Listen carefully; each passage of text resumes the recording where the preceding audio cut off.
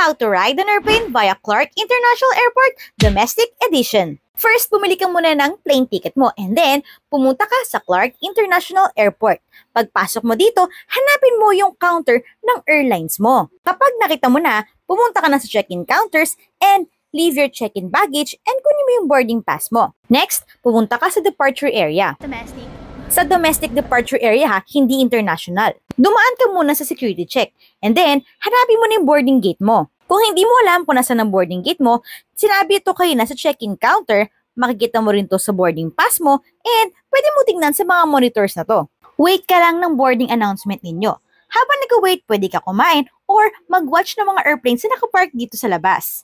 Boarding time! Kapag sinabing boarding na, mag-proceed ka dun sa staff and ipakita yung boarding pass. Walk ka lang until ma-reach mo yung airplane. Go inside the airplane and look for your seat. Then, ilagay mo lang yung mga hand carries mo dun sa mga overhead compartment. Sit down, put your seatbelt, and makinig sa mga flight stewardess. That's it!